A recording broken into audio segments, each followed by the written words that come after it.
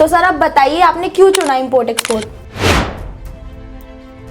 कि जब आपने इम्पोर्ट एक्सपोर्ट में पहली डील करी थी तो उससे आपने क्या सीखा? तो मैं ये कहूँगा कि ये संभावनाएं बहुत कम है ये नए व्यक्ति के लिए कि जो पहले से काम करता हो और वो समझाए। जो पहले से काम करते हैं वो किसी को समझाते नहीं है। सरकार के पास एक भी आदमी ऐसा नहीं है जो बिजनेस करता हो और बिजनेस के बारे में समझा सके।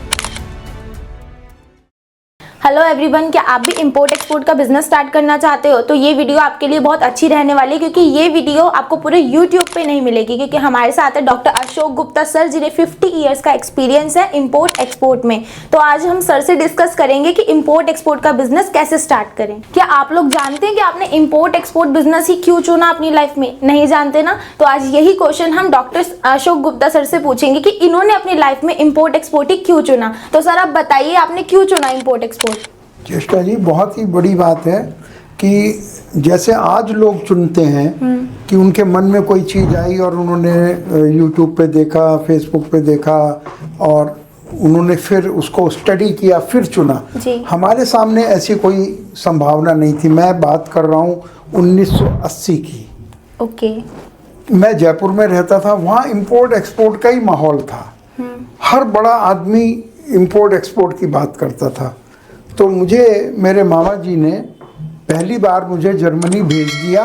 तो चॉइस की तो बात ही नहीं है, उन्होंने कहा तुझे जाना है, तुझे काम करना है, और मुझे वहाँ भेज दिया। अच्छा। ऐसे मेरी लाइफ में तो अचानक ही आ गया ये इम्पोर्ट। सर मेरा सेकंड क्वेश्चन आपसे ये है कि जब आपने इम्पोर्ट एक्सपोर्ट में पहली डील करी थी तो उससे आपने क्या सीखा? चेष्टा जी, एक बहुत ऐसी बात है कि जो आजकल ये फिट बैठ भी सकती है, नहीं भी बैठ सकती है। हाँ जी। हम उन दिनों कंप्यूटर नहीं था, कुछ भी कोई नहीं था। हमारे पास मैं पहले जर्मनी में गया था सबसे पहले जी। तो हमारे पास कुछ लिस्टें थी वहाँ के इम्पोर्टर्स की। तो उन लिस्टों को लेके जब हम उसके पास गए तो मैंने अपने सैंपल्स दिखाए। तो उन्होंने कहा, एक तो लैंग्वेज प्रॉब्लम बहुत ज़्यादा थी, उसके बावजूद भी मैंने इशारों से समझाया। तो उन्होंने कहा very good, very nice, sorry we don't deal in this kind of thing. हम इस तरह के प्रोडक्ट्स में डील नहीं करते, क्योंकि वो बहुत बड़े बड़े ज्वेलर थे, बहुत बड़ी बड़ी कंपनीज थी, उनका कुछ अलग था। तो मैं सोचने लगा मैं क्या करूं। मैं एक के पास, दो के पास, चार, जो मैं यहाँ से पैसे ले गया वो ख़त्म होने जा रहे थे। तो फिर पहली डील की जहाँ आप बात कर रहे हैं, तो मैंने ये सोचा कि मैं कुछ लोगों को इनको बड़े बड़ों को छोड़ के छोटों को दिखाता हूँ। तो मैं रिटेल स्टोर्स को वो माल दिखाने लगा। अच्छा। तो उन्होंने थोड़ा थोड़ा पसंद करने लगे और वो सैंपल्स ही खरीदने लगे। ऑर्डर देने की तो बात नहीं है, पर मेरे पास काफ़ी सैंपल थे, 10 लाख रुपए के सैंपल थे। तो मैंने उन सैंपल्स को ही दुगने तिगने चौगने रेट में बेचना शुरू कर दिया। तो इस तरह से मेरी पहली डील हुई। ठीक है सर, अगर किसी को इंपोर्ट एक्सपोर्ट बिजनेस स्टार्ट करना है तो कोई ऐसी 3 टिप्स बताइए जिससे वो इजीली अपना इंपोर्ट एक्सपोर्ट बिजनेस स्टार्ट कर पाए। बहुत अच्छा चेष्टा जी।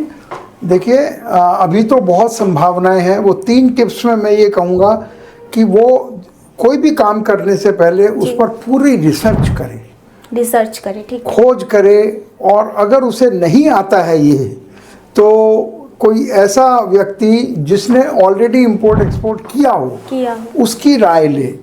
तो मेरे ख्याल से जो आपका ये स्टार्टअप इंडिया प्लेटफॉर्म है, तो आप बता दें कि वो राय कहाँ से ले सकता है? जी, स्टार्टअप इंडिया आपकी पूरी हेल्प करेगा, आपका बिजनेस स्टार्ट कराने में, एक शिपमेंट करवाने में पूरी हेल्प करेगा। अगर आपको भी इंपोर्ट एक्सपोर्ट के लिए हमारे साथ जुड़ना है, सर की गाइडेंस के साथ स्टार्ट करना है, तो नीचे दिए गए नंबर पर आप कॉन्टेक्ट कर सकते हैं। तो मैं ये कहूँगा कि ये संभावनाएं बहुत कम है ये नए व्यक्ति के लिए कि जो पहले से काम करता हो और वो समझाए। जो पहले से काम करते हैं वो किसी को समझाते नहीं है। सरकार के पास एक भी आदमी ऐसा नहीं है जो बिजनेस करता हो और बिजनेस के बारे में समझा सके। तो ये बड़ा रेयर है। लेकिन जो आपका वीडियो देख रहे हैं उनके लिए संभावना है कि वो एक ऐसे व्यक्ति से सीख सकते हैं जाने से पहले। ये पहली टिप है कि वो पूरी तैयारी करके आगे बढ़ें, फिर उस पर पूरा रिसर्च करें और तब उसको, ये दूसरी टिप है, और फिर छोटे से शुरुआत करें, बहुत बड़ी चीज से शुरुआत ना करें। तो ये तीसरी टिप है। ठीक है। और इससे कोई भी आदमी सक्सेसफुल हो सकता है। सर अगर बात हो लेन देन की, तो कौन सी ऐसी गलतियां हैं जिससे हमारी ऑडियंस को कुछ सीख मिल सके? जी बहुत अच्छा। गलतियां सबसे बड़ी बात, क्योंकि बात लेन देन की है, पैसे की बात है जी। तो किसी पर कोई आंख मूंद कर विश्वास ना करें, भावनाओं में ना बहें कि अरे ये तो अमेरिका का आदमी है, ये तो गलत चल नहीं सकता, ये तो यूरोप का है, ये तो ऐसा ना सोचें। इसके जो कायदा है वो ये है कि हमेशा अपने पेपर्स पूरे होने चाहिए, पेपर्स के बारे में जानकारी होनी चाहिए। अगर आपको पेपर्स के बारे में जानकारी नहीं है तो आप बिना पेपर्स के काम कर लेंगे और उसके हाथों में आप आ जाएंगे। अच्छा। तो ये पूरी जानकारी होनी चाहिए कि हमें कैसे पेपर्स और पैसे का लेन देन करना है। सर पेमेंट मेथड क्या होता है इंपोर्ट एक्सपोर्ट में? देखिए बिल्कुल जैसे लोकल में होता है उसी तरह से होता है। लोकल में भी बहुत सारे मेथड हो सकते हैं। एक होता है कि उधार लेना या देना। जी।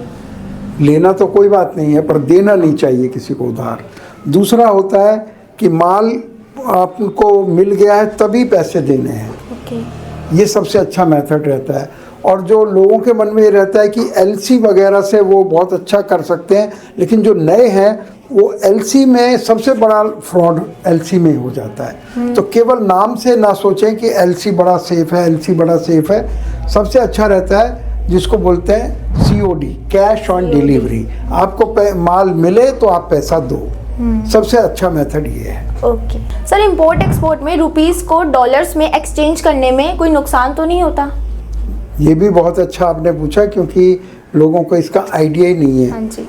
तो देखिए अगर वो सौदा काफ़ी लेट पूरा होने वाला है, आज आपने ऑर्डर ले लिया और 3 महीने बाद उसने पैसा भेजना है, तो आज तो डॉलर में आपने पैसा फिक्स कर लिया, 3 महीने बाद क्या मालूम डॉलर ऊपर हो या नीचे हो।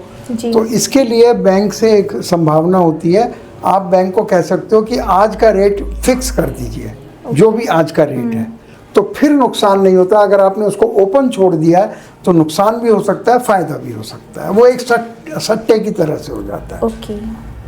तो गाइज आपसे मिलते हैं अगली वीडियो में। अगर आपका इससे रिलेटेड कोई क्वेश्चन है तो आप कमेंट बॉक्स में ड्रॉप कर सकते हैं, हमारी टीम आपको अगली वीडियो में बताएगी। Thank you.